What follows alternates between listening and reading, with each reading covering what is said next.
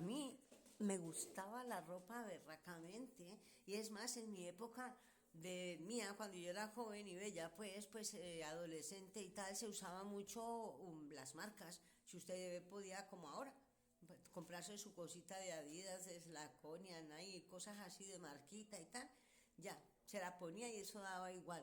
Pero yo empecé a dejar de usar marcas y lemas y buscaba combinar la ropa, y ya los zapatos no compraba marcas y lemas, compraba que me salieran con la ropa, que fueran así y tal, que les conté que pues mi papá nos empezó a dar, en vez del regalo del niño Dios, el dinero, y nos llevaban. Entonces mis hermanos compraban en Unicentro porque era carísimo, y bueno, usted salía con dos mechitas ahí con el dinero que mi papá te daba. Y yo iba a Cosmocentro, que era más popular, compraba, bueno, mientras mis hermanos llegaban con una bolsita, yo llegaba como con 10 de todo lo que había comprado, y me gustaba la ropa y tal, y siempre combinaba y esas cositas, hasta que le empecé a coger rabia y asco a la ropa.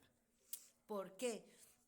Porque empecé a ver que había un montón de gente que solo por vestir bien ya tenían un puesto, no sé, como que ya eran más que cualquiera, pues solo por tener buena ropa.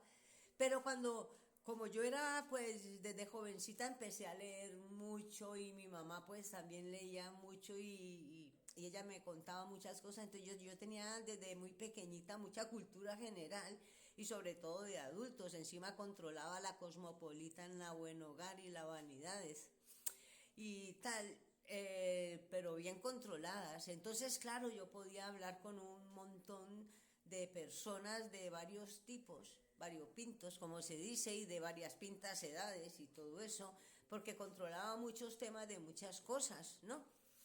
Entonces, es más, yo ya con 14 años, por ejemplo, ya yo sabía que por lo menos la reencarnación, los intelectuales le llamaban la transmigración de las almas. Entonces yo ya iba presumiendo de terminología también, o sea, cuando uno es joven es así, muy ¿no?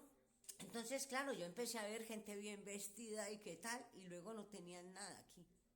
Luego por mi papá también empecé a ver que mi papá era un señor que vestía muy bien, iba hasta el sastre que le hacían su ropa, y bueno, era un señor muy bien vestido aún todavía, le gustan sus camisitas de marca, su ropa bien y tal, pero era muy listo en el negocio, en el comercio y todo eso, y en ser negrero, hijo de perra y todas esas cosas, pero intelectualmente y cultura general no tenía nada, nada de nada, nada. Entonces, claro, yo empecé a cogerle rabia a la ropa porque me engañaba. La ropa me engañaba. Yo veía gente con unas pintas o bien vestido y tal, y luego no tenían nada en esa cabeza, y eso a mí me daba mucha impotencia, no poder tener con quién hablar. Luego había gente que era más hippie, más así, que allá se decía corridos para vestir, y eran como más, tenían más contenido por dentro.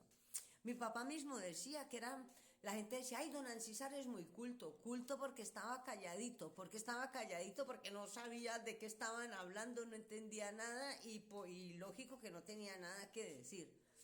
Entonces empecé a mal vestir, y no, ya. Y esta es la hora con que voy a hacer 60 años y mal visto. Y sobre todo ahora con el frío, peor, porque lo que me interesa es estar caliente, y lo demás, como esté yo caliente, ríase la gente, como dicen en Castilla y León, allá fue donde aprendí ese dicho. Entonces por eso le cogí un poco fobia a la ropa, a vestirme bien y tal, porque pensaba que si vestía bien me iban a encasillar de bruta, no sé. Sí, era raro. Y porque me estrellaba mucho con gente que vestía súper bien y no tenías nada que hablar, nada que compartir, nada, nada. ¿Me entendés? Entonces me empezó a criar esa cosa que la ropa, luego los estafadores duros, los que roban millones, los que dan buenos golpes, visten súper bien, súper elegantes. Entonces siempre tuve una decepción con la ropa, y me quedé siendo una mujer mal vestida. En fin.